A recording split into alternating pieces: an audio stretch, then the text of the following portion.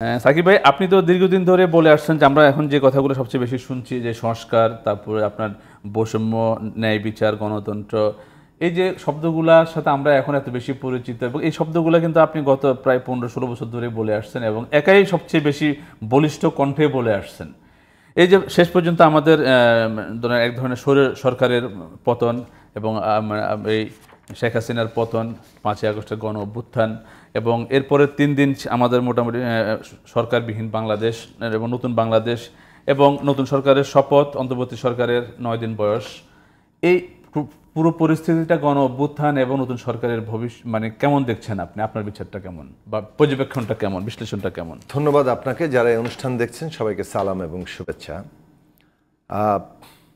এই যে জুলাই আগস্টের গণ অভ্যুত্থান, যেটা একটা বিপ্লবী সম্ভাবনা সৃষ্টি করেছে আমাদের দেশে, রূপান্তরের, পরিবর্তনের এবং ইতিবাচক পরিবর্তনের, অর্থাৎ একটা গণতান্ত্রিক পরিবর্তনের, এবং এটা এই যে হাজারো শহীদের রক্তের উপর দাঁড়িয়ে হাজার হাজার, প্রায় 21,000 একটা এখন পর্যন্ত যে সংখ্যা দেখেছি যে আহত, তাদের রক্তের উপর দাঁড়িয়ে যে একটা পরিবর্তনের সম্ভাবনা তৈরি হয়েছে, এটা গণতান্ত্রিক পথে যাবে, এটাই কিন্তু ছাত্র জনতার আকাঙ্ক্ষা হিসেবে সামনে এসছে।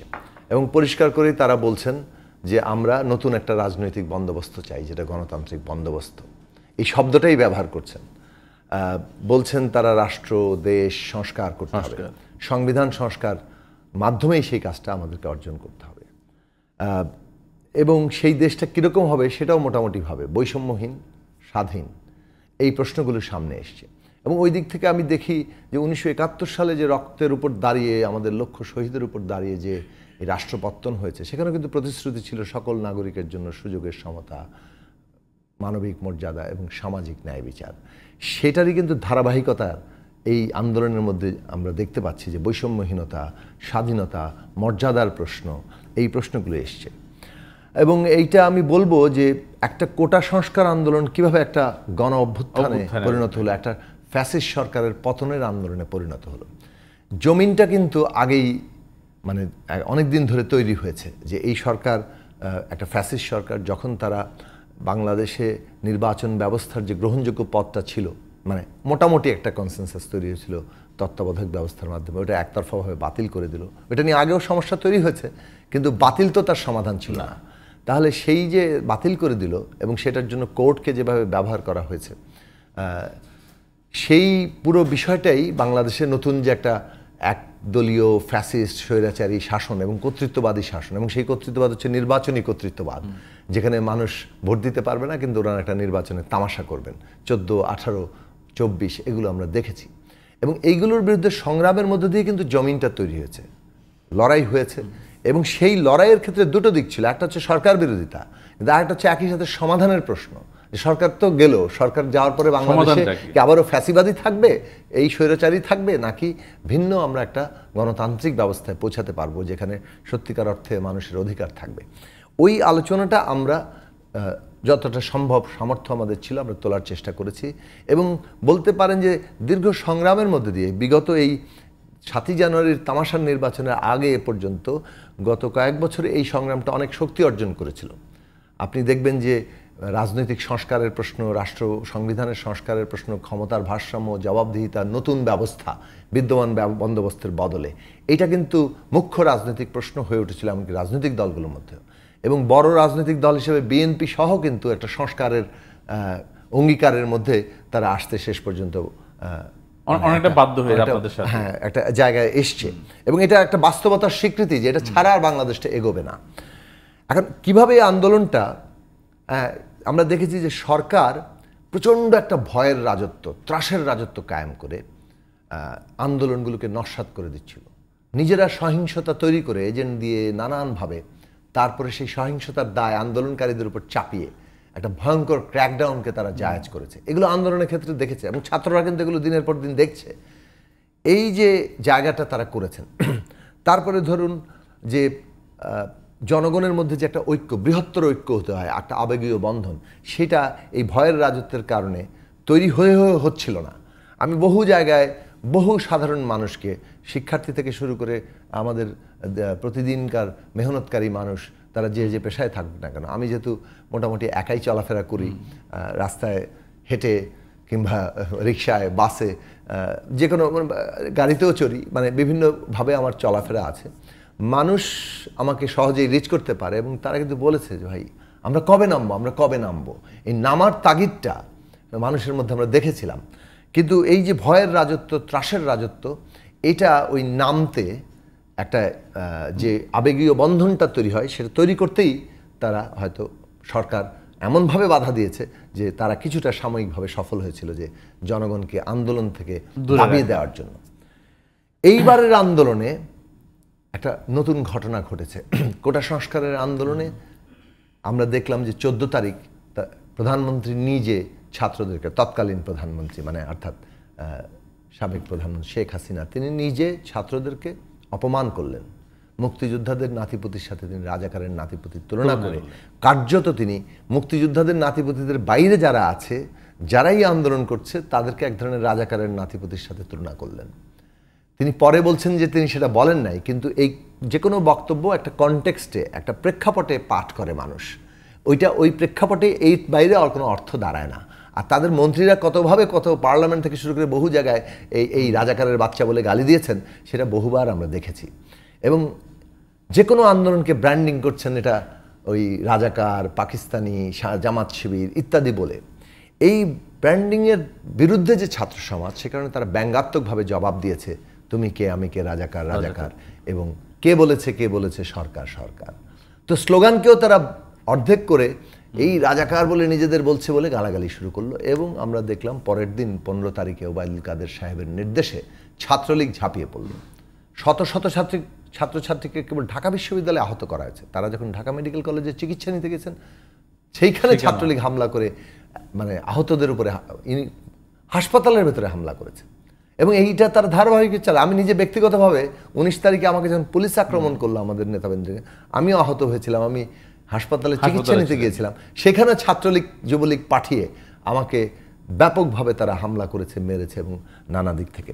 তো এই যে তারা একটা নতুন নারকীয়তা সৃষ্টি করলো ছাত্রদের উপরে, ছাত্রদের উপর যে হামলা হয়েছে সেটা তো আসলে এতটাই নারকীয় যে আমরা ওইটাকে আসলে সামনে আনা দরকার। পরের দিন ছাত্ররা কিন্তু ভয় পেয়ে যায়নি, বরং সারা দেশের প্রতিবাদে নেমেছে। এবং রংপুরে যখন আবু সাঈদ 2 হাত প্রসারিত করে, বুক টান টান করে ওই রাইফেলের সামনে দাঁড়ালেন, ওইটাই পুরো বাংলাদেশে, ওই যে বললাম যে জমিনটা তৈরি হয়েছে, কিন্তু যে ভয়ের রাজত্বে মানুষ ছিল, ভয়টা ভেঙে দিয়েছে। এই ভয় ভেঙে দিয়ে এমন এক আবেগীয় বন্ধনে দেশের কোটি কোটি শিক্ষার্থী, তাদের অভিভাবক, তাদের সমস্ত মানুষকে যুক্ত করে ফেলেছে যে সরকার একদিকে নির্যাতন, হত্যাযোগ্য, গণহত্যার পর্যায়ে পৌঁছেছে, আর মানুষ ওই সমস্ত কিছু মোকাবেলা করে, ছাত্ররা, তাদের অভিভাবকরা, তাদের সমস্ত জনগণ নানান দিক থেকে এই আন্দোলন নিঃসন্দেহে ছাত্ররা কর্মসূচি দিয়েছে। এবং আমরা রাজনৈতিক দল কিন্তু আমরা নিজেরা এটা আলোচনা করেছিলাম যে ছাত্ররাই কর্মসূচিতে যাবে, আমরা তাদের সমর্থনে আছি। আমরা কিন্তু আন্দোলনের আমাদের সমস্ত শক্তি নিয়েই ছিলাম, কিন্তু সেই থাকাটা সমর্থনের জায়গা থেকে, ছাত্ররা যেহেতু কর্মসূচি থেকে আন্দোলনের কেন্দ্র এক জায়গায় থাকা দরকার, সেইটা আমরা বিবেচনায় রেখেছিলাম। তো আমি বলবো যে ওই ভয় ভেঙে দেওয়া এবং এক আবেগীয় বন্ধন সৃষ্টি করা, যেটা সমস্ত জনগণ যে জমিনে ইতিমধ্যেই তৈরি ছিলেন, তারা সেই জায়গায় চলে এসছেন, যেটাকে আর দাবানোর কোনো শক্তি এই সরকারের ছিল না। এবং সেইটাই শেষ পর্যন্ত এবং এইটা যেহেতু সমস্ত জনগণের অংশে তৈরি হয়েছে, এই অভ্যুত্থানের মধ্যে দিয়ে একটা সত্যিকার অর্থে অনেকগুলো বিপ্লবী সম্ভাবনা, আমি বিপ্লবী সম্ভাবনা বলছি যে অনেকগুলো মৌলিক পরিবর্তনের সুযোগ কিংবা ক্ষেত্র তৈরি হয়েছে, যেখানে জনগণের আকাঙ্ক্ষা সেটাই। এখন এর উপর দাঁড়িয়ে একটা সরকার, অন্তর্বর্তী সরকার গঠিত হয়েছে। আমরা শুরু থেকেই বলেছিলাম যে ছাত্রদের প্রস্তাবনাকে প্রাধান্য দেওয়া দরকার, এবং সেইখানে মোটামুটিভাবে রাজনৈতিক দলগুলো যেহেতু একটা নির্বাচন প্রক্রিয়ার মধ্যে দিয়ে আসবেন, সেই ক্ষেত্রে রাজনৈতিক দলের বাইরে সিভিল সোসাইটি রিপ্রেজেন্টেটিভরাই মূলত প্রধানত এখানে এসছেন, এবং ছাত্রদের প্রতিনিধিত্ব আছে। এখন এই সরকারের সামনে দুটো বড় জায়গা আছে। একটা হচ্ছে আশু চ্যালেঞ্জ। আমরা এটা প্রধান উপদেষ্টার সাথে দেখা করেও বলে এসেছি, আমরা বিভিন্ন গণমাধ্যমে বলেছি যে তাদেরকে, একটা তো হচ্ছে যে ফ্যাসিস্ট সরকার, আমি বহুবার বলেছি, রাষ্ট্রযন্ত্র, রাষ্ট্রের সবগুলো প্রতিষ্ঠানকে পকেটে ঢুকিয়ে শাসন করেছে। এবং এই পকেটে ঢুকানোটা যে কতটাই আক্ষরিক অর্থে যখনই তারা পদত্যাগ করলো পুরো রাষ্ট্রটাই ভেঙে পড়ার মতো অবস্থা উপক্রম হলো, বিভিন্ন প্রতিষ্ঠানগুলো অকার্যকর হয়ে যাচ্ছে। কাজেই আমরা বলেছি যে এই যে প্রতিষ্ঠানগুলো ইমিডিয়েট পুনর্গঠন করে দেশে শান্তি শৃঙ্খলা জনশৃঙ্খলা আনা দরকার, মানুষের জানমালের নিরাপত্তা হেফাজত করা দরকার, এবং যাতে কোনো প্রতিশোধ প্রতিহিংসা মাধ্যমে একটা নৈরাজ্য সৃষ্টির চেষ্টা, যেটা আবার ফ্যাসিস্টরাও করছে। পুরনো পতিত স্বৈরাচারের শক্তি কিন্তু দেশকে একটা অরাজকতার দিকে দেখাতে চাইছে, এবং তার জন্য আন্তর্জাতিকভাবে জাতি হিন্দু সম্প্রদায়ের উপরে হামলা করছে, নারীর উপরে, অন্যান্য সবাই ভালনারেবল করে তুলছে বিভিন্ন গোষ্ঠীকে। এই জায়গাটা আমাদেরকে বন্ধ করতে বড় চ্যালেঞ্জ। এবং একই সাথে আমি বলবো যে মানুষের মধ্যে যে মানে ক্ষোভ, মানুষের মধ্যে যে বেদনা, হাজারের উপরে মানুষ নিহত হয়েছেন। আমি আজকে সকালে মোহাম্মদপুরে গিয়েছিলাম, সেখানে মাহবুবুর রহমান সৈকত 19 বছর, মানে 20 বছরের সেপ্টেম্বরে তার হতো, সে ইন্টারমিডিয়েট পাশ করেছে, বিশ্ববিদ্যালয়ে ভর্তির অপেক্ষায় আছে, জাস্ট লিস্টও চলে এসছে। এইরকম একটি ছেলে, তার দুই বোন আমাকে এটা বলছিলেন আমাদেরকে যে আমরা তাকে বেশ আদর যত্নেই বড় করেছি, এবং খুব বেশি যে ও কোনো রাজনীতি অন্যান্য বিষয়ের সাথে যুক্ত ছিল তা না। কিন্তু ওই যে এই আন্দোলন এমন এক টান তৈরি করেছে, এমন এক ঢেউ তৈরি করেছে যে সে ঘরে থাকতে পারে নাই, চলে গেছে এবং সবার সামনে গিয়ে দাঁড়িয়েছে। যখন অন্যরাও পেছনে এসছে সে ওখানে দাঁড়িয়েছিল, এবং এটা প্রত্যক্ষদর্শীরা বলছেন যে একেবারে টার্গেট করে তার মাথায় গুলিটা করা হয়েছে। এখন এই যে আমি রনির কাহিনী শুনেছি, রাকিব মাত্র 12 বছরের একটি ছেলে, তাকে একেবারে টার্গেট করে সে যখন দৌড়ে রাস্তা পার হচ্ছিল পুলিশ তাকে গুলি করে মেরেছে। এই যে হত্যাকাণ্ড, এই যে বিভৎসতা, এই যে একটা রক্ত পিপাসু অবস্থা তৈরি করেছিল আমাদের প্রতিষ্ঠানগুলোকে, এই হত্যার বিচার করতে হবে, এবং এই বিচার যাতে বাংলাদেশের ন্যায় বিচার প্রতিষ্ঠার জন্য এই হত্যার বিচার একেবারেই, মানে এটার কোনো রকম ছাড় দেওয়ার সুযোগ নেই। নানান রকম ঘটনা ঘটছে, মানে তারা ঠিক মতো ডেথ সার্টিফিকেট পেয়েছেন কিনা, ওখানে এইসব বিষয়গুলো হয়েছে কিনা, থানায় ঠিকঠাক মতো মামলা হচ্ছে কিনা, কিন্তু এইগুলোর কোনো ঘটনাই, আমরা তাদেরকে শহীদ বলছি, এই শহীদের মৃত্যুর বিচার যাতে কোনোভাবে আটকে না দেয়। একটা ভয়ঙ্কর মানবতা বিরোধী অপরাধ হয়েছে, সেই বিচার হতে হবে, এবং এটা প্রয়োজনে আন্তর্জাতিক আদালতে যেতে হবে, ইন্টারন্যাশনাল কোর্ট অফ জাস্টিসে গিয়েও আমাদের এই জায়গাটা করতে হবে। এটা মনে রাখা দরকার এই সরকারের, যে বিচারের ব্যাপারে মানুষ কিন্তু এক বিন্দু ছাড় দেওয়ার জন্য প্রস্তুত নয়। আমরা কারো বিরুদ্ধে প্রতিশোধ, মানে বিচার বহির্ভূতভাবে প্রতিশোধ হতে চাই না, কিন্তু প্রত্যেককেই বিচারে আনতে হবে, হুকুমদাতা সহ বিচারের মধ্যে আনতে হবে। এই জায়গাটা খুব জরুরি। এবং এই যে শহীদ, তার তালিকা কত আমরা কি জানি সবাই? এদের রক্তের উপর কিন্তু সরকার দাঁড়িয়ে আছেন, ফলে ইমিডিয়েট কাজ হচ্ছে তালিকাটা এখনো এই শহীদের তালিকা তৈরি করা, এরা জাতীয় বীর, তাদেরকে সেই মর্যাদায় প্রতিষ্ঠা করা, এবং তাদেরকে তাদের পরিবারের দায়িত্ব গ্রহণ থেকে শুরু করে আগত প্রজন্মের মধ্যে যাতে তারা এই যে মুহূর্তটা আপনি চিন্তা করেন, নিজের জীবন উৎসর্গ করা, ঝুঁকিটা হচ্ছে যে আমি গুলিতে মারা যেতে পারি, কিন্তু সে এই লড়াইয়ের মর্যাদার জন্য, দেশে গণতন্ত্রের জন্য সে নিজেকে উৎসর্গ করার মতো জায়গায় যাচ্ছে। এর চাইতে বড় মানবিক গুণাবলী, মানবিক একটা মানে অবস্থানে যাওয়া আর কিছু হতে পারে না। এই যেভাবে মুক্তিযোদ্ধারা আমাদের দেশের স্বাধীনতার জন্য এইরকম একটা জায়গায় পৌঁছেছিলেন। কাজেই এইটা আমাদের দেশের মানুষের ঐক্যের দিকটা যে কত শক্তিশালী, এটা যদি আমাদের আগত তরুণ প্রজন্মকে বারবার তাদেরকে এই বিষয়ে আমরা সচেতন করতে চাই, তাহলে এই তরুণদেরকে জাতীয় বীর হিসাবে সামনে আনতে হবে। এবং তার জন্য আহতদের, আজকে আমি টেলিভিশনে দেখলাম যে আহতদের চিকিৎসার দায়িত্ব নিয়েছেন, কিন্তু এখনো অনেকে বেশ খারাপ অবস্থায় আছেন, দ্রুত তাদের অনেকের বিদেশে চিকিৎসার প্রয়োজন আছে। আমি এর কয়েকটা খবর জানি, আশা করি তারা অতি দ্রুত প্রত্যেকটা জায়গায় খোঁজ নেবেন এবং এই ব্যবস্থাটা করবেন। 15 বছরে যে লুটপাট দুর্নীতি হয়েছে, যে গুম খুন হয়েছে, এই যে আয়না ঘর, বাংলাদেশে যাতে আর কোনো আয়না ঘর তৈরি হতে না পারে, এইটা বাংলাদেশের এই জনমানুষের আকাঙ্ক্ষা। সুতরাং এই জায়গাগুলোতে অতি দ্রুত উদ্যোগ গ্রহণ করতে হবে, মানুষ যাতে আশ্বস্ত হয় সত্যিকার অর্থে একটা পরিবর্তনের দিকে যাচ্ছে। এবং এই সরকারের আরেকটা গুরুত্বপূর্ণ জায়গা আছে, যেটা আমি খুবই জরুরি মনে করি, সেটা হচ্ছে অর্থনৈতিক চ্যালেঞ্জ মোকাবেলা করা। আপনি খেয়াল করে দেখবেন যে এই ফ্যাসিস্ট সরকার যে কাজটা করেছে, লুটপাট দুর্নীতি, সমস্ত জায়গায় সবাইকে খুশি করে ভাগবাটরা দিয়ে নিজের ক্ষমতা নিশ্চিত রাখার জন্য যেভাবে লুটপাট দুর্নীতি এবং পাচার করেছে, তাতে আজকে আমাদের রিজার্ভ কোথায়, আমাদের মূল্যস্ফীতি কোথায়, আমাদের সমস্ত পুরো অর্থনীতির আর্থিক খাত কীভাবে, একটা দুর্নীতিগ্রস্ত ব্যাংকগুলো কীভাবে বিপর্যয়ের মুখে। এইখানে আমরা বলবো যে দ্রুত চ্যালেঞ্জ মোকাবেলার প্রয়োজন আছে। তার মধ্যে প্রথমে আমি ধন্যবাদ দিতে চাইবো আমাদের প্রবাসীদেরকে। একদিকে তারা রেমিটেন্স বন্ধ করে যেমন একটা আন্দোলনে অংশ নিয়েছেন, তেমনি আমরা দেখেছি যে কিভাবে রেমিটেন্স পাঠিয়ে এখন দেশ গড়াতে অংশ নিচ্ছেন, এবং এইটা তাদেরকে স্যালুট। এবং তারা আশা করি মানে আরও বেশ কিছুটা সময় দ্রুততম মানে সবই ব্যাংকিং চ্যানেলে তারা যদি রেমিটেন্স পাঠান, তাহলে আমাদের যে রিজার্ভের সংকট এইটাকে আমরা মোকাবেলা করতে অনেকটা সহায়তা জায়গা হবে, এটা তারা করবেন।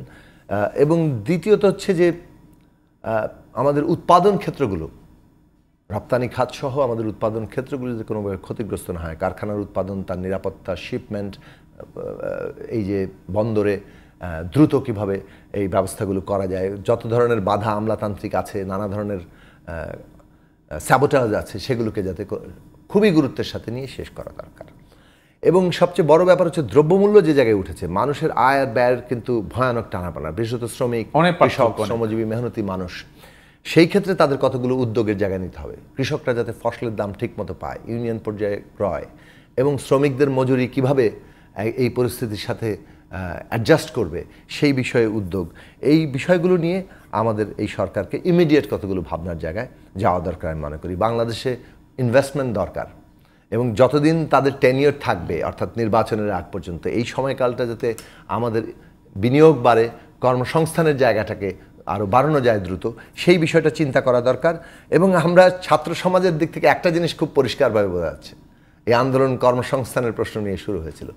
ঘুষ তদবির ছাড়া এই দেশে সবার চাকরি হতে হবে। চাকরিতে মেধা, তার যোগ্যতা, দক্ষতা, এটাই একমাত্র মানদণ্ড, এবং এই মানদণ্ডের ভিত্তিতে প্রত্যেকেই যাতে চাকরি পান সেই ব্যবস্থা নিশ্চিত হতে হবে। এই ঘুষ তদবিরের ব্যবস্থা বন্ধ করাটা একটা অত্যন্ত গুরুত্বপূর্ণ জায়গা। আমরা দেখেছি কোভিড থেকে শুরু করে এখন পর্যন্ত মানুষের কিন্তু বিরাট অংশের মানুষের কিন্তু বেশ সংকটের মধ্যে আছে। সরকারকে অবিলম্বে জনমানুষের মধ্যে যে তাদের আর্থিক প্রণোদনা ব্যবস্থা, সেইটা নিয়েও ভাবতে হবে। এবারে আমি আসি আশু কাজের পরে আরেকটি বড় কাজের জায়গা তাদের আছে, সেটা হচ্ছে রাজনৈতিক সংস্কার।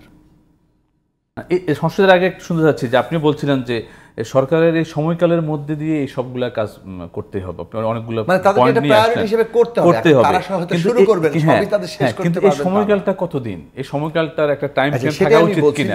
আমরা যেহেতু একটা মানে কি বলবো, যে একটা খুবই একটা ট্রানজিশন পরিস্থিতি মধ্যে দিয়ে গেলাম, যেখানে মানুষের জানমালের নিরাপত্তাও এখানে একটা বড় প্রশ্ন দেখা দিয়েছিল। ফলে সরকার প্রাথমিক পরিস্থিতি মোকাবেলা করছেন, এবং আশা করি এই পরিস্থিতির উন্নতির সাথে সাথে দ্রুততম সময়ের মধ্যে তারা একটা রাজনৈতিক প্রক্রিয়া শুরু করবেন। এই রাজনৈতিক প্রক্রিয়া কি, যে কিভাবে আমাদের দেশের সংস্কারটা হবে, এর একটা রোড ম্যাপ আমাদের তৈরি করা দরকার। সেই রোড ম্যাপটা তৈরি হবে কিভাবে, ওনারা নিজেরা তৈরি করবে। আমি মনে করি যে এই ক্ষেত্রে তারা আমাদের দেশের শিক্ষার্থী সমাজ, রাজনৈতিক দল এবং আমাদের শ্রেণী পেশার বিভিন্ন প্রতিনিধি, সকল স্টেক হোল্ডারদের সাথে তাদের বেশ দীর্ঘ আলোচনা করা দরকার, তাদের মতামত পর্যালোচনা করা দরকার, এবং তার ভিত্তিতে কিন্তু একটা রোড ম্যাপ তৈরি করা দরকার। কিভাবে এই গণ অভ্যুত্থান এবং তার যে একটা বিপ্লবী সম্ভাবনাগুলো তৈরি হয়েছে, সেইগুলোকে আমরা বাস্তব রূপায়নের মধ্যে নিতে পারি। এবং এইখানে দুটো জায়গা আমি মনে করি রাজনৈতিক সংস্কারের দিক থেকে। একটা হচ্ছে যে ইমিডিয়েট কতগুলো সংস্কার, অনেকগুলো আইন তারা বদলাতে পারেন, এই যেমন ডিজিটাল সিকিউরিটি অ্যাক্টের মতো, এগুলো থেকে শুরু করে নির্বাহী আদেশে করে ফেলতে পারেন। নির্বাহী আদেশে অনেকগুলো আইন তারা বদল করতে পারেন, প্রতিষ্ঠানগুলোর অনেকগুলো পুনর্গঠনের জায়গায় তারা ভূমিকা রাখতে পারেন। অনেকগুলো সংস্কার কিন্তু তাদের আওতাধীন আছে, যেগুলো হয়তো ভবিষ্যতের নির্বাচিত ইলেকশনের মধ্যে এগুলো অনেকগুলো গ্রহণ জায়গায় যাবে। আরেকটা জায়গা তৈরি হবে, সেটা হচ্ছে অনেক সংবিধান কিভাবে সংস্কার হবে, কিংবা একটা আমরা গণতান্ত্রিক সংবিধান কিভাবে করতে পারবো, সেই বিষয়ে ধরেন মতামতের অনেক রকম পার্থক্য আছে। কেউ বলছেন যে এই সংবিধান বাতিল করে দিতে হবে, নতুন সংবিধান করতে, কেউ বলছেন সংবিধান এখান থেকে এটাকে শুরু হিসেবে নিয়ে এর একটা ব্যাপক আমূল সংস্কার করতে হবে। এই জায়গাগুলোও কিন্তু একটা কনসেনসাসের ব্যাপার হিসেবে তৈরি হওয়া দরকার। সেখানে সেটাও আমি মনে করি আলাপ আলোচনার প্রশ্ন। কিন্তু এই প্রশ্নে যে যে যে সংবিধান, আপনি যে সংবিধানের যে পরিবর্তন কিংবা একটা গণতান্ত্রিক সংবিধান করা, সেইটা এবং সরকারের কিছু আশু সংস্কার, এই পুরো প্রসেসের মধ্যেই কিন্তু গণতান্ত্রিক নির্বাচনের পরিবেশ তৈরি হবে। তাহলে কাজগুলো যদি আমরা ঠিকমতো সুনির্দিষ্ট করতে পারি, এবং স্টেক হোল্ডাররা ঠিক মতো আলোচনায় আসেন, তাহলে টেনিয়রও ঠিক হয়ে যাবে যে কত সময়ের মধ্যে এই কাজটা আসলে করা সম্ভব।